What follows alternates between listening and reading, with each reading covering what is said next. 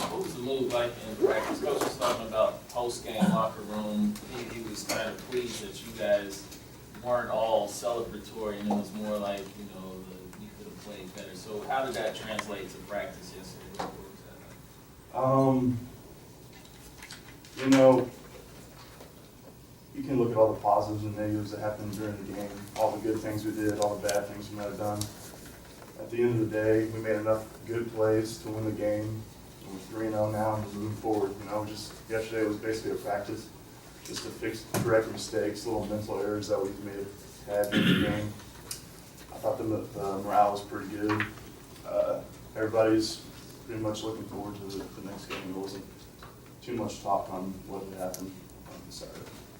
How do you and Teddy sort of click so well this year? I mean, he's pretty much clicking with everybody. It's not just me. You know, he's doing a great job. You know, he's a hard worker. He's a very studious player. Everybody loves playing with him. He's just he's always got like good attitude during practice, during film. He makes reads as well as any quarterback I've seen. You know, in college football, that for sure. And I don't know. It's more him. I mean, I'm not gonna give him most of the credit. I'm just going out there doing whatever the coaches tell me to do, and if he hits me on a pass, I'm going to do whatever I can to make the play. So. Hey, do you almost, because he spreads it out the way the offense is, you almost, as a receiver, have to take advantage of every opportunity you get? Because, I mean, with 10 guys catching balls, you don't know how many you're going to get. Oh, sure. I mean, the whole team's counting on you to make a play whenever the ball's thrown to you. You gotta execute your assignments. You know, you gotta make a play when you got a chance. So everybody's got that mindset, including Teddy. Is there a certain plays designed for different players, or is Teddy going through progression just finding whoever's open?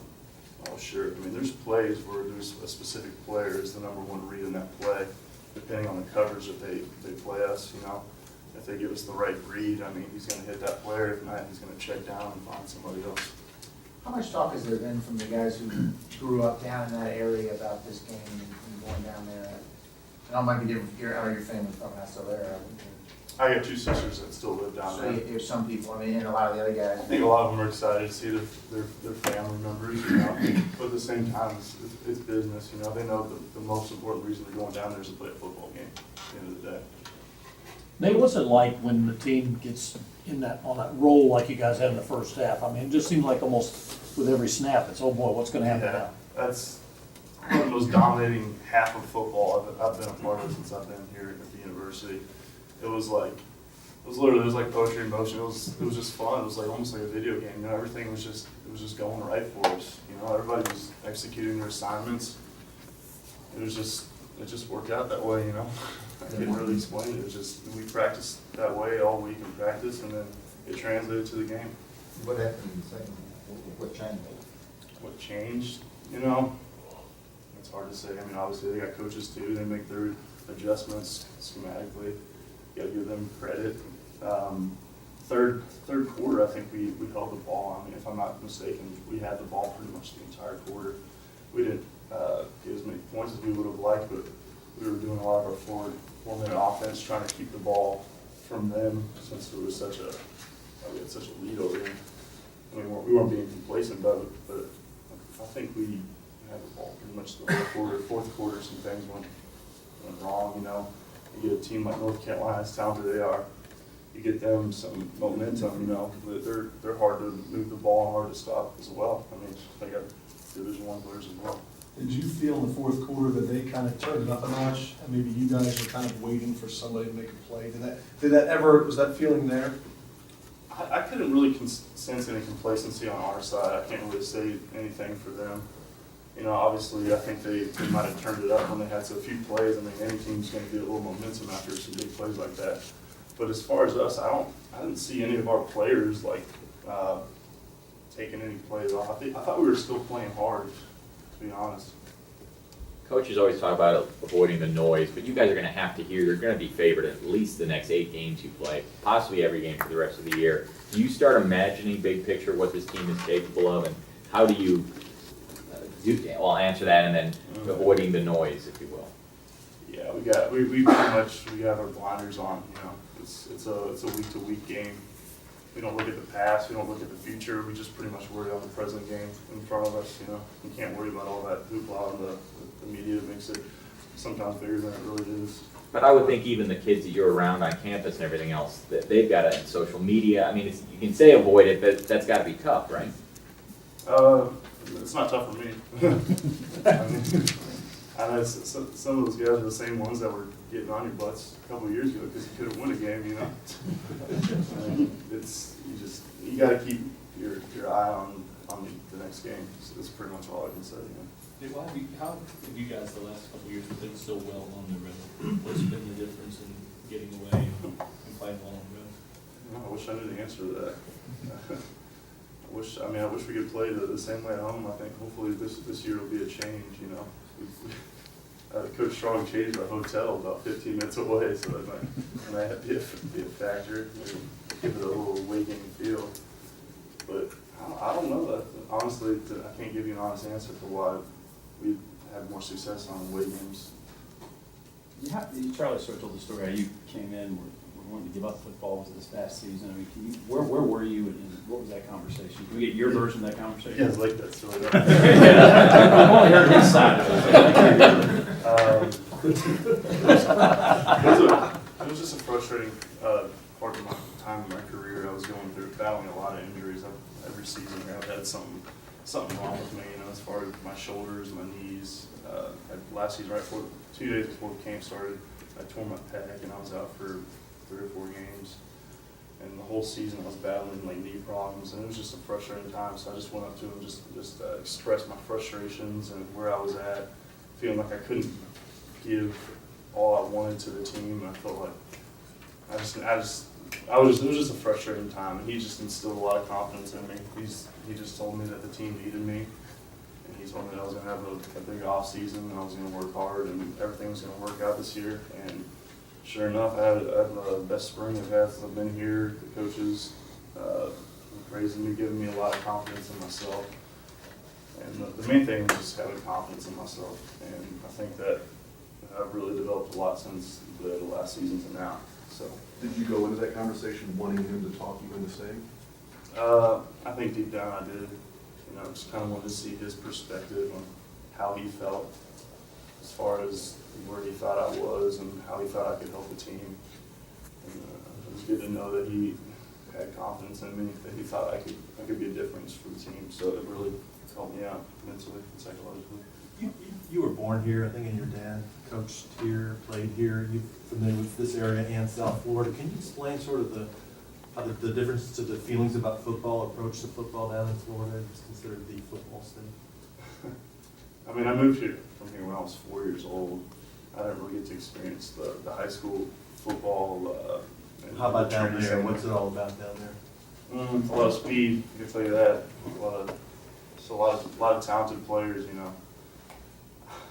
I mean, I don't know. I can't really give you an honest description of I know Kentucky's known for Trinity, St. X as the 2 big powerhouses. I know they got great coaches up here, you know. I think Florida's got maybe a little more talent, but they got a lot of hard-nosed players up here. They got tough guys that came through this program, walk on, earn scholarships. They got, Like on your high school team, how many D1 players were there? My junior year, we had 4 guys signed Division I. My senior year, we had 3. Is the focus, though, football is the #1 sport down there? I mean, that's kind of, Yeah. going to be probably for you anyway, but. Yeah, I'd say football's definitely #1. And you talked about some of the grief that you've gotten from some of your classmates about not being able to win a game. How's it different now that you're undefeated and ranked in the top 20? No, you know, there's patting you on your back every time they see you.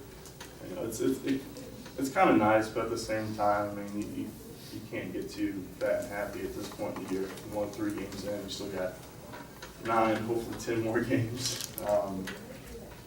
And you just got to stay focused on the task at hand. You know, go each week. You got a game plan for each team the same way. I mean, we game plan for Missouri State the same way we game plan for North Carolina. We had 2 great weeks of practices. We practiced the way we played, and I mean, I think it showed up for most of the game. How fresh in your mind is that FIU loss, in the team's mind from last year for motivation for Saturday? You know what, we're not really worried about last season. We got a totally different mentality. You know, FIU is obviously a talented team. We got 10 guys coming back from a team that beat us and went to a bowl game last year.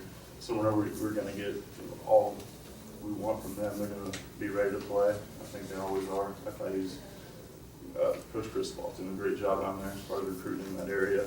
So yeah, we know we're going to get a tough game. There are 18 guys from 3 different high schools down there, Southridge, Norland, and Northwestern. What do you know about those high schools, and were they just dominating programs? I mean, 12 guys are from Northwestern. Northwestern, yeah, I mean, that's a big name program down there. That's probably consistently one of the most prestigious programs in Florida, in the country, for that matter. It's just a lot of talent in a small area. It's something you don't see around the country. It's pretty unique, and those guys, it's almost like a family thing they got done. I think that's what the biggest advantage they have. Those guys have played with each other their whole lives, and they get to meet up in college and play with each other. So I think they got a big advantage as far as that goes. In your locker room, do you hear a lot of Northwestern versus Southridge versus Norland versus Central versus, I mean? Yeah, you do a little bit, but it doesn't get, like, it's like a joking matter, you know, it's all fun games, you know. They all played each other, they all knew each other when they were little. But you do hear them battle a little bit for bragging rights whenever one team plays the other. Typically, it'll be Michael Lee Harris, the one who's talking the most about it. Who's going to be the chatter guy in the locker room talking about this all week? Talking about what we Just going back down to Miami, putting on the show and all that stuff. I mean, nobody in particular. Everybody, they're all pretty excited to go and play in front of their families and their friends. But, I mean, we're just excited about this game as we are any game. How much of a presence does Louisville football have in South Florida? When you tell people you go to little friends from high school stuff, I mean, is it getting bigger and bigger? I think so, yeah. Obviously, some people don't know Louisville football as much as I did when I was down there because I was from here. So some people weren't really aware of Louisville football, but I think we're starting to build a nice little foundation and a tradition here. So I think they're going to start taking notice here in the next few years for sure. Did you look seriously at some other schools, or did you always kind of have it in your mind you'd like to come back here? You mentioned you were pretty young when you left, actually. I knew I wanted to come to Louisville since I was born. I'd always been a Louisville fan. My dad coached here and played here. It always been a dream of mine to play at University of Louisville. I would pick Louisville over any program. Yeah. You still have aunts, uncles, cousins that are around here that help support you? Oh yeah, pretty much all my family lives in Louisville. My extended family. My dad obviously goes to Purdue. My sisters live down in Florida. But other than that, all my family, my aunts and uncles, 2 grandparents, they all live in Louisville still. So they support me a lot. It's really helped me a lot. Did you hear from your dad after that one of the really good games, your best game of the year? Did you call you? He calls me after every game. We kind of just talk about each other's games and what happened during the games. Yeah, it wasn't like that was the first game he's ever called me. We had a good game.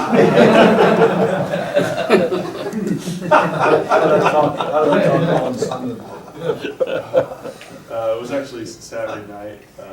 We both got wins, so it's always good to have a 2-0 weekend. You know? So we were both pretty happy on our weekends.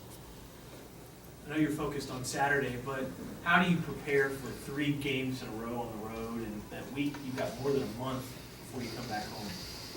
Well, apparently record shows we do pretty well on the road, so I don't know. You got to prepare for every game. You don't really pay attention to whether it's at home or away, you know. At least I don't. And just kind of look at the team we're playing and just watch film on them and just get prepared as best way you can. All right.